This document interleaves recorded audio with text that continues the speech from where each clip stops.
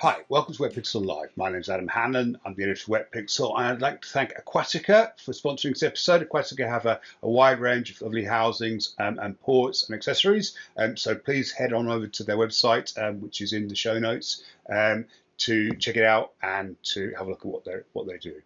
I'd also like to introduce our resident experts and also the chairman of the judging panel from UPY, Alex Mustard. Hi, Alex. Morning, Adam. Good to see you. Good morning. So I hope things have quieted down a bit. Obviously, yesterday the results came out, so I'm sure Alex's phone was hot. I'm going to put it on mute. Shut up yet. That was a reminder, so it's still hot. Okay. What I thought yesterday's episode, we covered the sort of top line winners of the major international categories, and obviously, given that UPY also has a wide range of British-based categories for British-based photographers, I thought it would be interesting to discuss those. And the winner of and the British Underwater Photographer of the Year, actually, who achieves the award, and the title of that is Mark Kirkland, with the image that you can see on screen of the frog. So I thought I'd ask Alex first of all, tell us about the image, Alex. Tell us what you like about it? Well, I think it's a fantastic and original British underwater photo.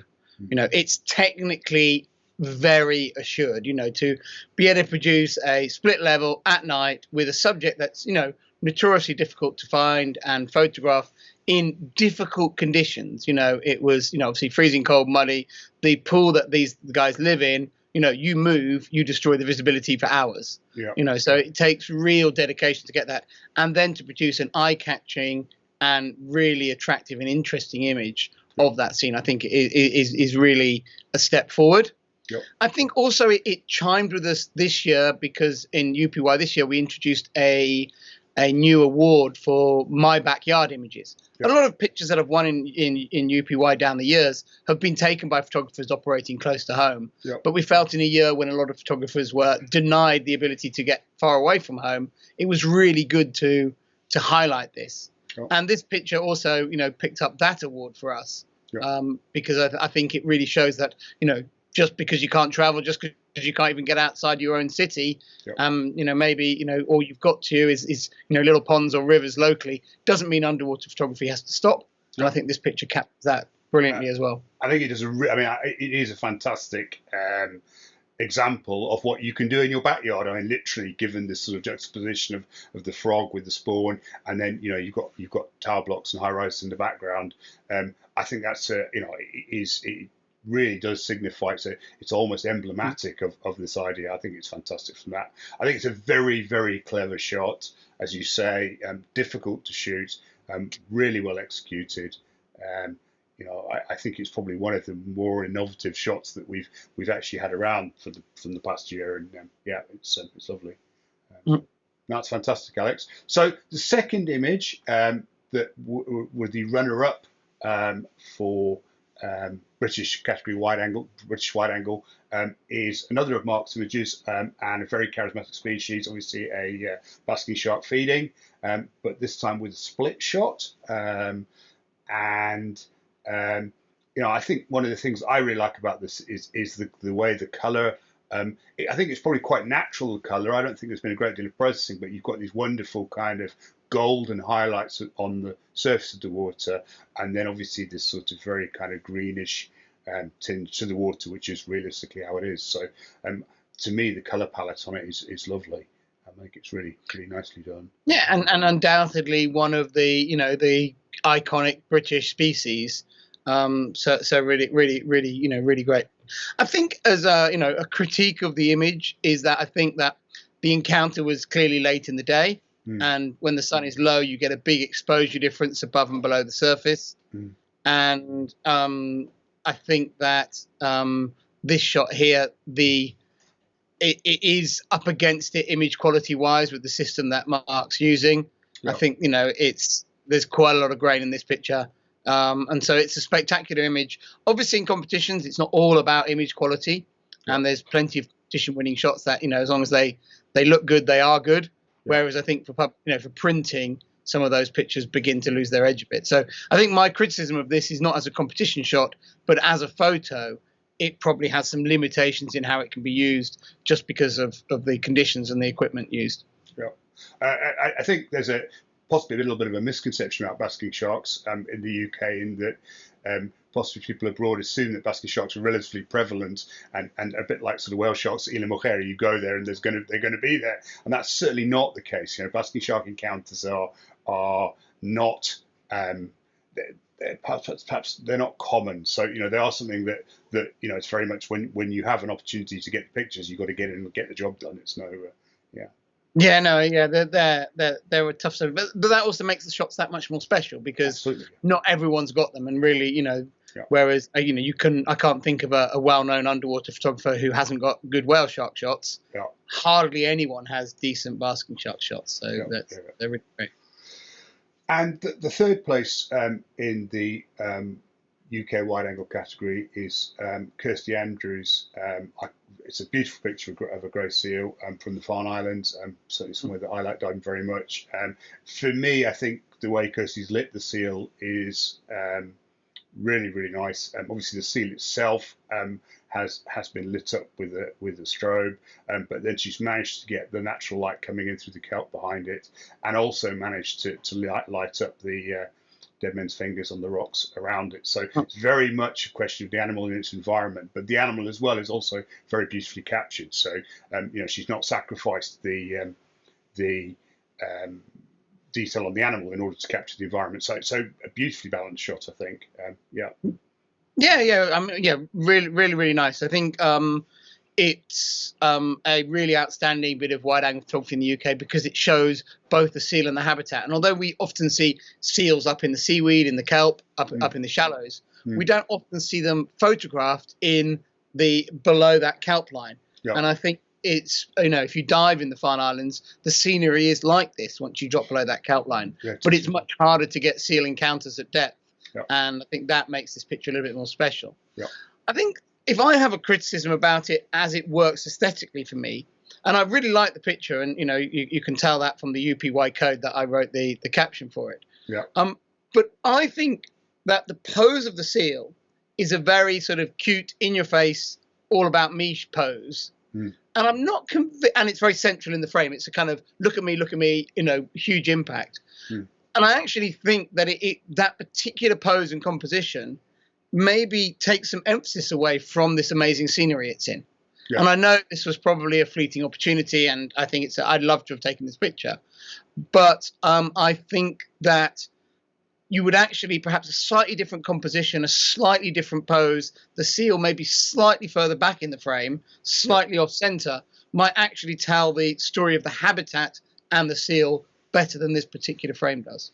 But as a competition shot, I think this is the way to go with it.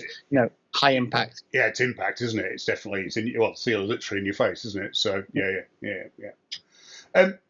Moving on, I particularly like Terry Griffiths shot a picture of fireworks anemone from Loch Douche in Scotland, and the fireworks anemone is a spectacular species, but it's a really hard thing to shoot creatively. And I think he's done a really good job of shooting the species and making it look very beautiful. Obviously, you've got this black background. He's lit it, I think, with a red light in order to really bring the pinks and the reds out on it. And I think it really works for me. I've seen a lot of pictures of this anemone species, and it's a beautiful animal. But beyond that, it tends to be seen on a muddy bottom. It tends to be not very exciting places. And I think this is a really outstanding effort of achieving of really showcasing the beauty of the subject without putting it in what is often somewhat scrappy environment that it lives in.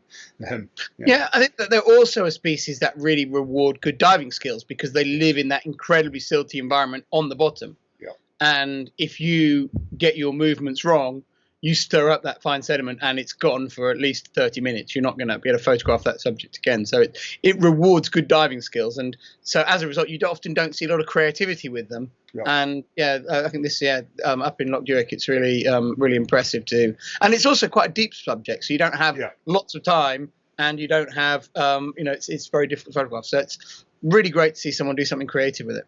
Yeah. And then another commended image is by Richard Shucksmith of a gannet going for a mackerel, and I love the action and the the fact that obviously the gannets are diving and you've got water splashing about and you've got birds in the air and you've got bubbles in the water. It's obviously, and you've got the diving gannets in the background themselves. I think it's an incredible moment that Richard's captured. So I mean, the impact of the image is amazing, and you can see how frenetic it is. I think he's done a really good job of capturing it too. Obviously, you've got challenges here. You've got fast-moving subjects. Inevitably, UK photography, you've got relatively low light. You've probably got not fantastic visibility. So I think he's done a really good job of balancing the above water exposure with the below water exposure. Technically it's a very and at the same time managed to the focus on the gannet seems, certainly from where I'm sat, seems to be really sharp as well. So yeah, I mean technically not the easiest image to pull off either. So yeah. And both this image and Mark's basking shark are both taken with custom built mega domes. Right. It shows how people are creating special tools to produce these really outstanding images. Yeah. We've had there's obviously with the British categories there are only so many subjects within the UK, so we're used to the same subjects coming round each time. Yeah. And Richard, I think, has even won this category before with a gannet shot, a split level. So there are some, it is a popular subject for those that get to do it, and it is a spectacular subject. Yeah. I love the moment that this captures of the gannet right about to take the mackerel. Yeah. But we're aware as judges that these mackerel are bait. They're not. It's not an alive mackerel. It's a dead mackerel being offered to the fish, offered to the gannets to bring them in. And I think that for me just took a little bit away from this moment. As in, if this was natural predation capturing this moment, it would give the picture, would be much more special than if it was, the fact that it's not natural predation. I think it's not a behaviour category, is it? It's about the image, and yeah, I mean, it's certainly if that was an image captured by gannets behaving completely naturally, it would be I think it would win a lot of behaviour categories actually. And obviously Rich is not trying to mislead us. He knows that we know how it's done and everything, and we do really love the image. You don't get awarded in UPY if we're not really in love with the pictures. Yeah. So I thought we'd move on to macro, Alex. Yep. And obviously the winner is Malcolm Nemo with a very iconic portrait of a variable bunny. And go on, tell us, Alex, what do you like about this image then? But it's really full of character, and obviously pictures like this, we do, you do see these super cute blennies and things from the tropics, but to produce a shot like that in UK conditions, particularly such a clean shot, is really challenging. Working with a snoot when you've got cold hands, thick gloves, and you haven't got a dive guide holding for you, it's a very different challenge to someone doing a shot like this, in Lembeh or Analau or wherever. Yep. And also it's also nice for us within the British categories to have newer species. And the variable blenny is actually a species from the south that's just beginning to invade into the UK waters. As our waters warm up. So we've not actually ever awarded a photo of this species before in all the previous versions of UPY. So that's also, an attractive thing. But it really comes down to that, goofy face, full of character.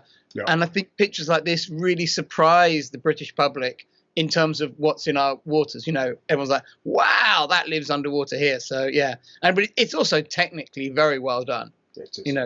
Technically, it's beautifully shot, and it's an amazing expression. They do have these wonderful expressions, and he certainly captured the character of it. It's a lovely picture. It's a lovely picture.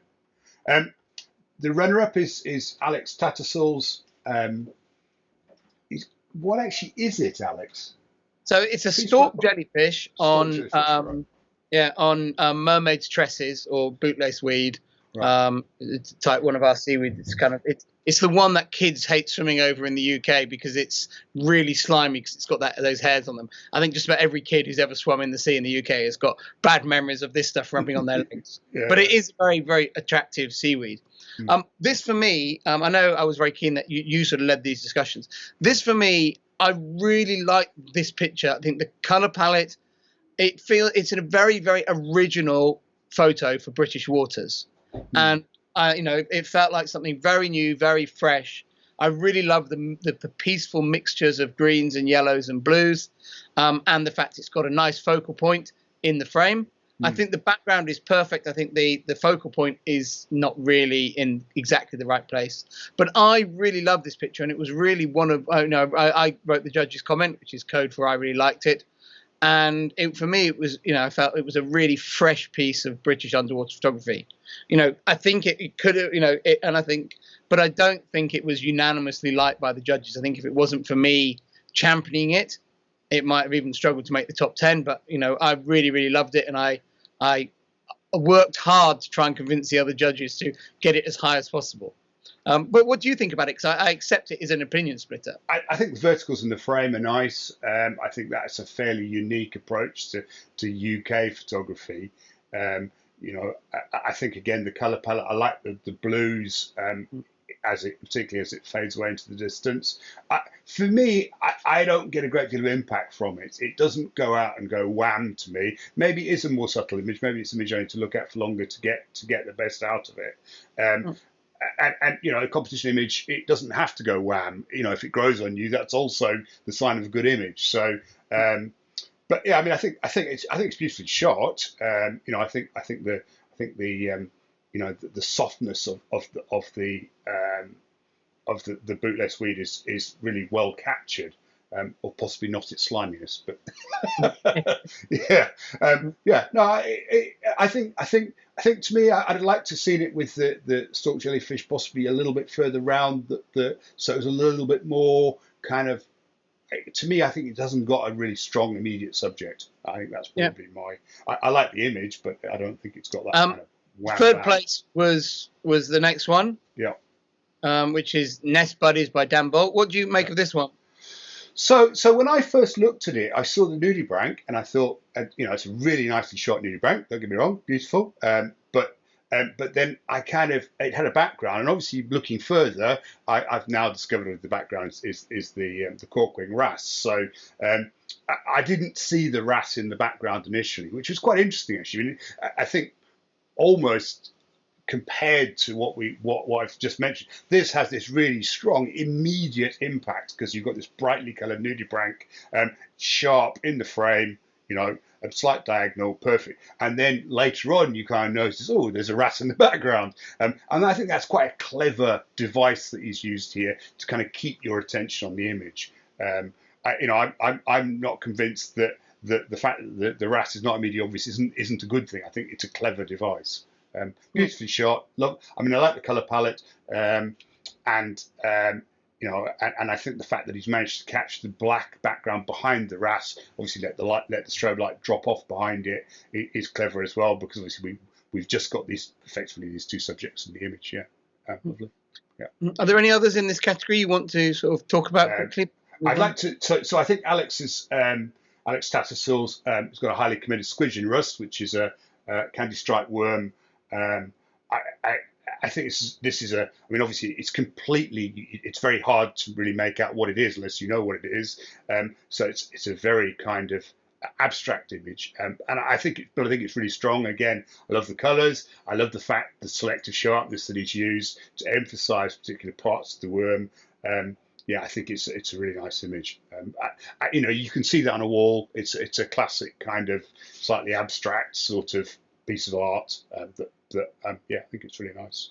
Yeah, I really like this one too. I've not really much. I think you commented very well. Any others, or should we move on to? I think we should probably move on, Alex, to. Okay. So the next category, I should probably explain, is a category called British Waters Living Together, and this is a category that is a British-only category that's aimed to show the relationship between human activity underwater in the UK and marine life. And it's sponsored specifically by the Crown Estate, who manage the UK seabed, and they approached UPY to run this category for them. So it's sort of a rather unusual category, but as a result, it generates some quite interesting images, because I think are valuable for this category. And the winner was this photo by Kirsty Andrews of a wreck, the SS Hispania, up in the Sound of Mull, up in Scotland. And I love the brightness of this picture, the depth of it, the symmetry of the composition obviously works very nicely, and just how the word we love to use is festooned it is with all the anemones. I think it's quite a celebratory shot, Yes, and it shows how something human and nature can really thrive together underwater. I think it also shows, I mean, the festoon's a good word, but I think it shows the amount of life that we have in temperate waters. I think it's a really good example. Every inch of the wreck is encrusted with life here, and that's something. I think there's a general assumption that UK seas are going to be sort of dark, cold, and there's not really much in them, and obviously that's so completely wrong. And this really shows that really well. I think it shows how colourful and beautiful that the marine life is in temperate waters. No, it's a great job. And if we didn't have wrecks, I don't know where all our plumos and enemies would live, because you hardly ever see them anywhere else other than on wreck. Have to live somewhere else, wouldn't they? I think if I'm going to be critical on it, I think Kirsty need the timing on the shutter release, just as the diver breathed out. And I'd love to see this without the diver's bubbles. I think they're a distraction in this case. I don't mind bubbles, but I don't particularly like them around the model's head. Yeah. But I mean, again, it's the UK diving is not, you don't always have a chance to do these things. But that to me is the only distraction I see. Otherwise, I think it's lovely. Yeah. I think they're a model of opportunity rather than a. Yes, I imagine so. As is frequently the case. Yeah.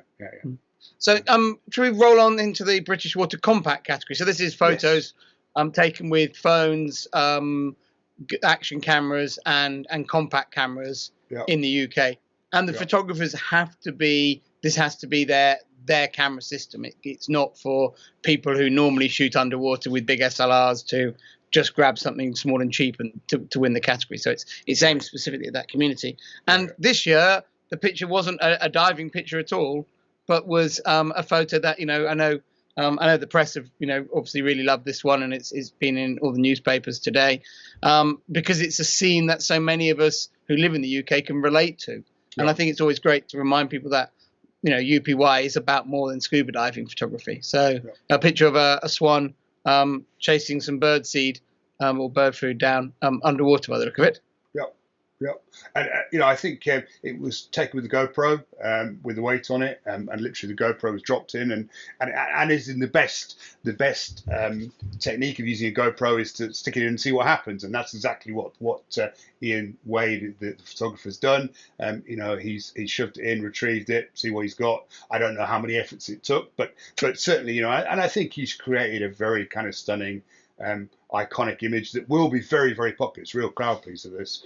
I think swans are a charismatic species that are generally well loved for good reason, and capturing them, this kind of unique perspective is certainly going to be very popular. Yeah, I think it's very funny. You can really the composition, given that it was shot blind, is fantastic. Yeah, the sun comes out of that setting sun. Yeah. It's framed by the trees above and Snell's window. Yeah. You can see the body of the swan, the arching neck, and then the head coming down. I mean, it's you've even got a bit. If I'd spent ages getting everything lined up.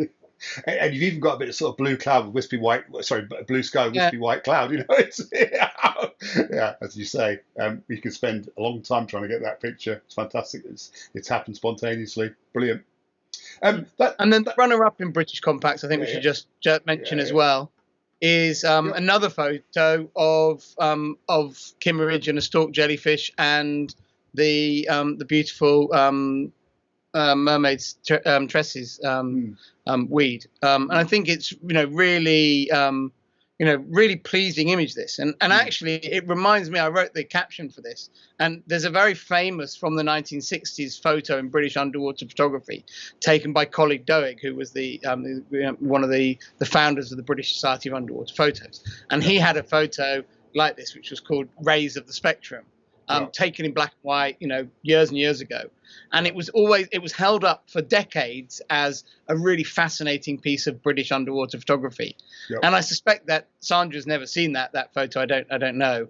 But this picture is very reminiscent of that photo, except it's got the addition of having this little stalked jellyfish in the foreground as a focal point, which I think is very well placed in the frame on that leading arm that takes you in. So yeah.